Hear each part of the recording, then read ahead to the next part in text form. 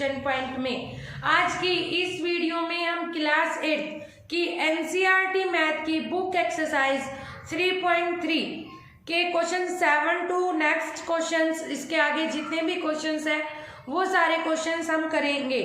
तो मेरे साथ इस वीडियो में एंड तक बने रहिए ताकि आपको सारे क्वेश्चंस क्लियर हो जाए। और अगर आपने मेरे चैनल को अभी तक सब्सक्राइब नहीं किया तो please subscribe my channel, share and like my videos.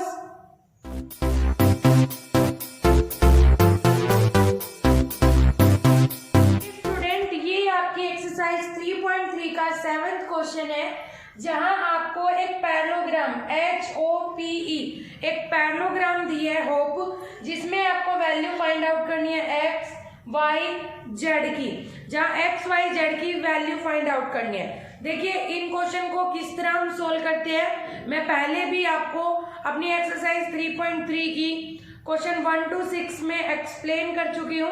अगर आपने मेरी वो वीडियो अभी तक नहीं देखी है तो इसका लिंक मैंने डिस्क्रिप्शन बॉक्स में दे दिया है, आप वो वीडियोस देखिए ताकि अब हम जो क्वेश्चंस करेंगे उससे पहले आपके कॉन्सेप्ट क्लियर हो जाए। तो देखिए यहाँ पर सबसे पहले हमें क्या चीज देखने को मिल रही है, y और एंगल 40, ये क्या है हमारे अल्टरनेट इंटीरियर एंगल, मतलब एक ही एंगल के अल्टरनेट इंटीरियर एंगल है। ठीक है, तो एंगल y और एंगल 40 इक्वल है क्योंकि ये हमारे क्या है, अल्टरनेट इंटीरियर एंगल। ठीक है, अल्टरनेट इंटीरियर एंगल हो गए हमारे। तो y की वैल्यू तो हमारी यहाँ निकल गई, 40 डायरेक्ट निकल चुकी है। यहाँ पर देखिए ये जो एंगल है आपका h पर जो एंगल बना हुआ है और जो o पर ये एंगल बना हुआ है, ये दोनों एडजेसेंट कोरिस्पोंडिंग एंगल्स है, क्योंकि ये एक्सटीरियर एंगल है, ये इंटीरियर है, बिल्कुल आमने सामने है। तो 70 डिग्री इक्वल टू z, और इस पूरे एंगल की वैल्यू क्या है, z प्लस 40। तो ये क्या हो गए हमारे कोरिस्पोंडिंग एंगल। ठीक है, तो यहां से आप z की वैल्यू निकालेंगे, z equal to 70 minus 40 equal to 30। इसका मतलब इसकी वैल्यू निकल गई आपकी 30 डिग्री, यहाँ हमारी वैल्यू आ चुकी है 40 डिग्री। अब आप नोटिस करेंगे एंगल E जो इस पर बना है एंगल x, और z प्लस 40 क्या है हमारे adjacent angle, angle x equal to z plus 40, ये हमारे इक्वल है क्योंकि ये एडजेसेंट एंगल है और एडजेसेंट एंगल है। तो z की वैल्यू हमें पता है, ऊपर हमारी 30 आ चुकी, 30 प्लस 40 हमारी क्या हो गई 70। तो इस क्वेश्चन में x की वैल्यू 70, y की वैल्यू 40 और z की वैल्यू 30 हमारी निकल चुकी है। ठीक है, तो आपको समझ में आया। सबसे पहले y और 40 इक्वल है क्योंकि ये अल्टरनेट इंटीरियर एंगल है। इसके बाद एंगल 70 और जो एंगल पे h पे हमारा जो एंगल बना हुआ है z प्लस 40, ये कोरिस्पोंडिंग एंगल्स है, that's why they are equal. तो हम यहाँ से z की वैल्यू निकाल लेंगे जो है ये हमारी 30 डिग्री।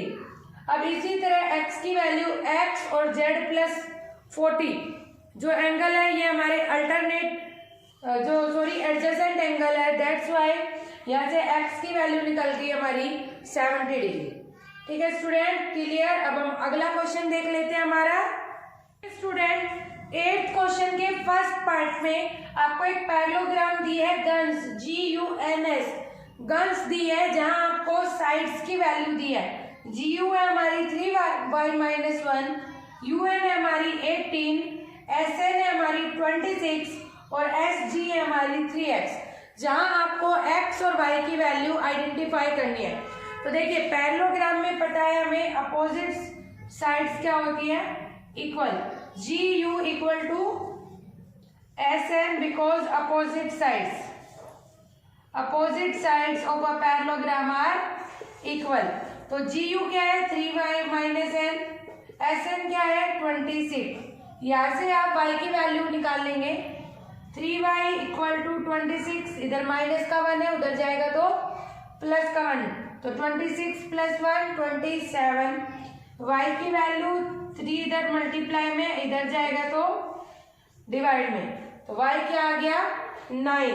अब यहाँ पर ऐसे आपको पता है SG इक्वल टू NU, ये भी opposite sides of a parallelogram है, तो 3x इक्वल टू 18, तो x की वैल्यू आप यहाँ से निकाल लेंगे 6। तो आपने देखा कितना आसान था हमारा x और y की वैल्यू निकालना। हमें सिंपली अपोजिट साइड्स, क्योंकि हमें पता है पैरेललोग्राम के अपोजिट साइड्स इक्वल होते हैं, हमने डायरेक्ट ये अपनी डेफिनेशन रखी और आंसर को सोल्व कर दिया। अब 8th क्वेश्चन का सेकंड पार्ट देखिए स्टूडेंट, ये हमारा 8th क्वेश्चन का सेकंड पार्ट है। आपको एक डायग्राम दिया हुआ है जो हमारा RUNS एक पैरेललोग्राम है जहां आपको डायगोनल्स की वैल्यूज दी हुई है और इसमें आपको x और y की वैल्यू फाइंड आउट करनी है। तो देखिए आपको पता है पैरेललोग्राम में जो डायगोनल है, जो बाइसेक्ट करता है, जो सेंटर है वो डायगोनल को बाइसेक्ट करता है, मतलब इक्वल पार्ट्स में डिवाइड करता है। तो इक्वल पार्ट्स में डिवाइड करता है, तो मान लीजिए ये हमारा O, तो RO equal to ON, RO equal to हमारा ON आया, RO equal to ON because diagonals are bisect each other. कौन सी डेफिनेशन लगी यहाँ पर, diagonals are bisect each other in parallelogram, ठीक है। तो RO इक्वल टू ON, तो RO की वैल्यू है 16 और ON की वैल्यू है x प्लस वाई। यहाँ पे देखिए हमें x और y दोनों चाहिएगा, तो इससे पहले हम एक बार ये कंसीडर कर लेते हैं SO इक्वल टू OU, क्योंकि diagonals are bisect each other, तो SO की वैल्यू है 20, OU की वैल्यू है y प्लस 7। यहाँ से आप y की वैल्यू निकालिए, क्या आई 13, ठीक है। अब y की वैल्यू को कहाँ पुट कीजिए, यहाँ पर x प्लस 13, तो यहाँ से x की वैल्यू आ जाएगी 16 माइनस 13 3। देखिए स्टूडेंट हमने क्या किया, हमें पता है पैरेललोग्राम में डायगोनल बाइसेक्ट करते हैं, तो हमारा RO इक्वल टू ON और SO इक्वल टू OU हो चुका है। तो हमने क्या किया, SO और OU कौन सी डेफिनेशन यूज की है, diagonals are bisect each other in parallelogram, उसके हेल्प से हमने y की वैल्यू आइडेंटिफाई कर ली। इसके बाद y की वैल्यू को हमने RO इक्वल टू ON में पुट करके x की वैल्यू को फाइंड आउट कर लिया है। तो देखिए हमारी x की और y की दोनों वैल्यू फाइंड आउट हो चुकी है। अब हम अगले क्वेश्चन की तरफ बढ़ते हैं कि स्टूडेंट हमारे नेक्स्ट क्वेश्चन में हमें दो पैरेललोग्राम दी है RISK, एक RISK दी है, एक हमें पैरेललोग्राम दी है CLUE जो हमारी बाइसेक्ट करती है, यहाँ पर जो एंगल बनाती है x। हमें RISK का 120 डिग्री दिया हुआ है एक एंगल CLUE का 70 डिग्री दिया हुआ है। हमें वैल्यू फाइंड आउट करनी है x की। तो देखिए बहुत सिंपल क्वेश्चन है हमारा। देखिए इसमें हमें पता है पैरेललोग्राम में एडजेसेंट जो हमारे अपोजिट एंगल हैं वो इक्वल होते हैं। तो ये वाला एंगल और ये वाला एंगल हमारा अपोजिट एंगल है, क्योंकि देखिए ये एक पैरेललोग्राम कुछ इस तरह से है, तो ये वाला एंगल और ये एंगल इक्वल होगा हमारा, तो ये हमारा आ गया 70 डिग्री। अब हमें ये वाला एंगल की जरूरत है और हमें पता है पैरेललोग्राम में एडजेसेंट एंगल का सम होता है 180 डिग्री। तो देखिए जब आप इसको निकालेंगे एडजेसेंट एंगल का सम होता है 180 डिग्री। मान लो इसे मैं एंगल 1 कह रही हूँ, angle 1 plus 120 degree equal to 180 degree, तो एंगल 1 की वैल्यू आई 60 डिग्री। तो एंगल 1 की वैल्यू कितनी आई 60 डिग्री, ठीक है। और हमें पता है अभी देखिए ये एक ट्रायंगल बन चुकी है EOS, ये एक ट्रायंगल बन चुकी और हमें पता है ट्रायंगल के तीनों एंगल का सम 180 डिग्री होता है because sum of angle property, ठीक है। तो angle 70 plus 60 plus x equal to 180 degree because sum of all property, sum of angle property. तो यहाँ से x की वैल्यू निकालिए, क्या आ गई हमारी x की वैल्यू 50 डिग्री। देखिए हमने क्या किया, हमें पता था पैरेललोग्राम में अपोजिट एंगल्स इक्वल होते हैं, तो एंगल L और एंगल E हमारे इक्वल हो गए क्योंकि अपोजिट एंगल है। इसी तरह से एंगल K और एंगल S एडजेसेंट एंगल है और हमें पता है एडजेसेंट एंगल का सम होता है 180 डिग्री, तो S निकल गया हमारा 60 डिग्री। अब ये बन गई एक ट्रायंगल जहां हमें पता है एक ट्रायंगल के तीनों एंगल का सम होता है 180 degree because sum of all angles property. तो यहाँ से x की वैल्यू निकल गई 50 जो कि हमारा आंसर है। ठीक है स्टूडेंट, क्लियर। अब हम अगले क्वेश्चन की तरफ चलते हैं। स्टूडेंट हमारा नेक्स्ट क्वेश्चन है explain how this figure is a trapezium. इसमें हमें बताना है कि ये फिगर ट्रेपेजियम कैसे है।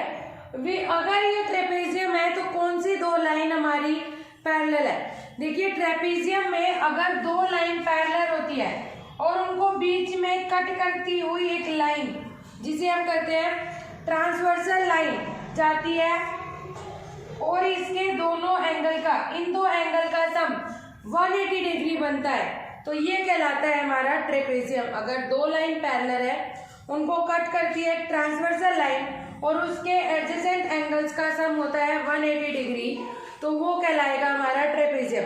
तो देखिए यहाँ पर मान लेते हैं एन एम पैरेलल टू के सी के एल और एम एल के हमारी ट्रांसवर्सल लाइन, तो एंगल एम और एंगल एल क्या इन दोनों का सम है हमारा 100 प्लस 80 180 डिग्री। तो इसका मतलब क्या हुआ N M parallel to K L. देखिए दोबारा बताती हूँ, जो ट्रेपेजियम होता है अगर उसमें दो लाइन पैरेलल है और एक ट्रांसवर्सल लाइन है जो दो पैरेलल लाइन को कट करती है और दो एंगल बनाती है जिनका सम 180 डिग्री होता है, तो वो कहलाता है ट्रेपेजियम। तो यहाँ हमने देखा हमारा एंगल एम और एंगल एन 180 डिग्री बना रहा है, that's why this is a trapezium. और ट्रेपेजियम है तो क्या हुआ N M parallel to K L. तो कौन सी दो लाइन पैरेलल है M N M parallel to K L. ये ट्रेपेजियम क्यों है because N M parallel to K L and M L is a transversal line which intersect both parallel lines with the sum of two adjacent angle 180 degree. ठीक है student, clear. अगला question देख लेते हैं हम। Student next question में हमें एक ट्रेपेजियम दिया हुआ है। ट्रेपेजियम में हमें ये बताया है कि ए बी पैरेलल है सी डी के। हमें ए बी पैरेलल दिया हुआ है सी डी के, ऑलरेडी क्वेश्चन में गिवन है। ऊपर से हमें एंगल बी की वैल्यू दी हुई है 120 डिग्री और हमसे पूछा है एंगल सी की वैल्यू फाइंड आउट कीजिए। तो देखिए अगर ये ट्रेपेजियम है तो हमें पता है angle B equal to angle B plus angle C equal to 180 degree because A B parallel to C D. ये दोनों पैरेलल है तो इन दोनों का सम क्या होगा 180 डिग्री। एंगल बी की वैल्यू हमारी 120 है तो एंगल सी की वैल्यू आप निकाल सकते हो, क्या आएगी 60 डिग्री। तो आपने देखा ये बहुत ही आसान है। हमें सिंपली क्या करना है, ट्रेपेजियम है तो हमें इसकी आइडेंटिटी लगानी है A B parallel to C D, that's why adjacent angles का सम क्या होगा हमारा 180 डिग्री। तो यहाँ से एंगल सी की वैल्यू निकल गई हमारी 60 डिग्री।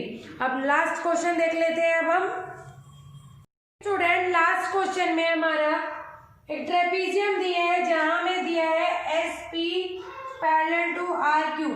ऑलरेडी हमें दे रखा है, हमें एंगल क्यू की वैल्यू दे रखी है 130 डिग्री, एंगल आर की वैल्यू दी हुई है 90 डिग्री। अब हमें एंगल एस और एंगल पी फाइंड आउट करने हैं। तो देखिए एंगल पी और एंगल क्यू,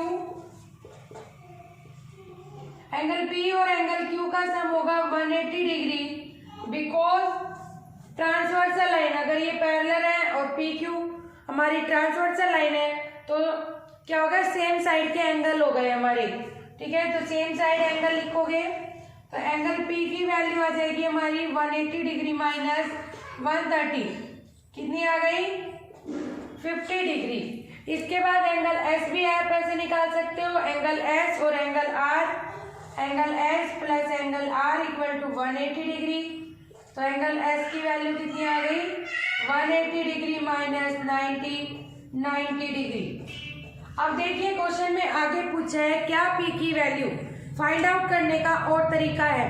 तो देखिए हम अगर पहले एस की वैल्यू निकाल ली हमने तो पी को कैसे निकाल सकते हैं। ये हमारी एक क्वाड्रिलेटरल है और क्वाड्रिलेटरल में हमें पता है हम इसे क्वाड्रिलेटरल 4 साइड से 4 एंगल है तो 360 के इन चारों एंगल का सम 360 के इक्वल रख के पी की वैल्यू को फाइंड आउट कर सकते हैं। आई होप स्टूडेंट आपको एक्सरसाइज 3.3 क्लियर हो गई हो। आज के लिए इतना ही, धन्यवाद।